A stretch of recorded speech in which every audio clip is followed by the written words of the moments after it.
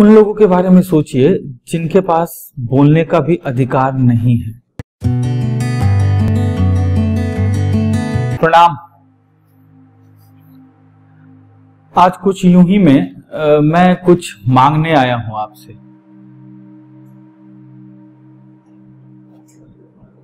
अभी social media का कमाल देखा होगा आपने। एक बुजुर्ग दंपत्ति के जीवन यापन को कहां से कहां पहुंचा दिया इस सोशल मीडिया ने। कभी सोचा है आपने कि जो वो मालवीय नगर वाले बाबा के ढाबा की कहानी की बात कर रहा हूं मैं, कि उनके पास तो बोलने का भी अधिकार था।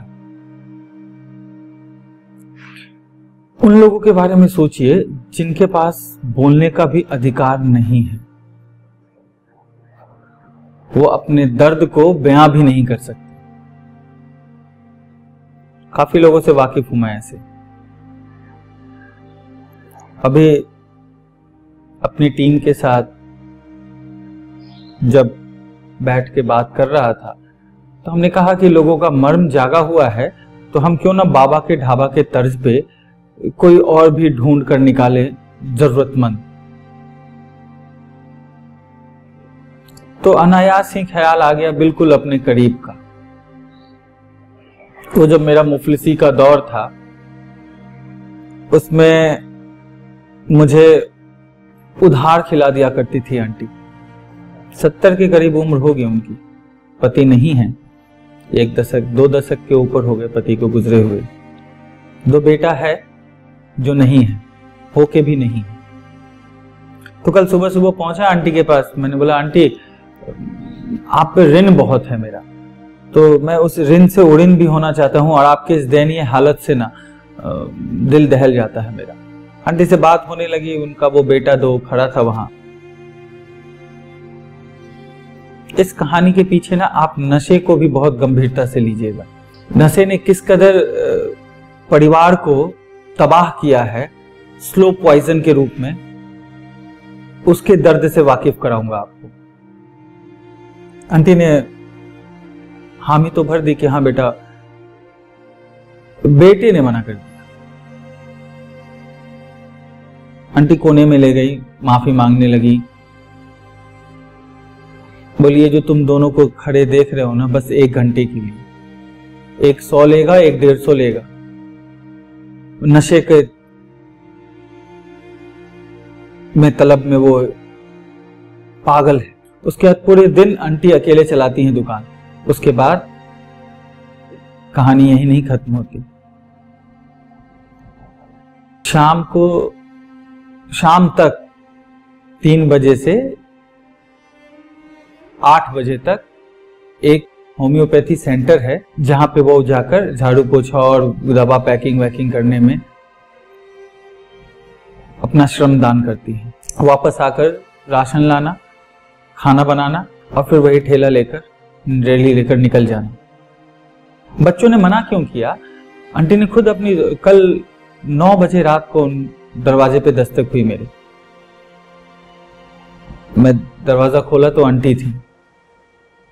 आंटी मेरे पांव पकड़ने लगी, बेटा माफ कर देना उस दुकान पे जो बेटे ने मना किया और बदसलूकी किया। हम बोले नहीं आंटी, आप माफी पांव छूकर मुझे पापी बना रहे हैं। मैं आपके दर्द को समझ रहा हूं। बोली बेटे की बात को ना मानूं तो मार खाऊं। पी के मारते हैं, पुलिस के हवाले करूं तो उनको जो चोट लगता है कहीं ना कहीं मुझे दुखता है। तो एक मां की व्यथा भी थी और एक बुजुर्ग का दर्द भी है। लाचार है वो महिला, बा मुश्किल गुजारा कर पा रही है अपने रेड़ी से। मैं आपसे कुछ यूं ही मैं आने से पहले कहा था कुछ मांगूंगा। ऐसे बहुत से बुजुर्ग हैं जो शिकार हैं इस हालात के। इस कार्यक्रम के अंत में मैं पेटीएम नंबर दूंगा। अगर मेरी बातें आपके मर्म को छुई है ना, तो उम्मीद करूंगा यथाशक्ति तथा भक्ति जितना हो सके। 1 रुपए की नियत है ना, तो 1 रुपए भी आप उसमें पेटीएम करें। मैं उन आंटी के खाने का ऑर्डर दिलवाकर उनको सुदृढ़ करना चाहता हूं, क्योंकि भीख का तो लेंगे नहीं, स्वाभिमानी है। उनके लिए एक हेल्पर रखना चाहता हूँ जो उनके काम में हाथ बटाए। और सिर्फ एक आंटी की कहानी नहीं है ये। मेरा प्रयास है कि आप लोगों के सहयोग से उनको सबल बनाऊं और सबल बनने के बाद उनकी कहानी उन्हीं की जुबानी हम इसी चैनल पर लेकर आएंगे। वो अपनी कहानी आपको बताएंगे। बाबा के ढाबा ने अगर आपके मर्म को छुआ है ना, तो उनके बारे में सोचिए जो बोल नहीं पा रहे हैं। मैं उनकी आवाज बनने की कोशिश करना चाह रहा हूं।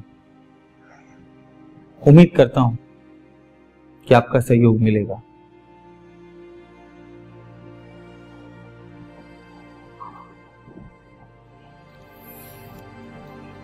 दूसरे वीडियो में आऊंगा और इसी मुद्दे पे आगे बात बढ़ाऊंगा।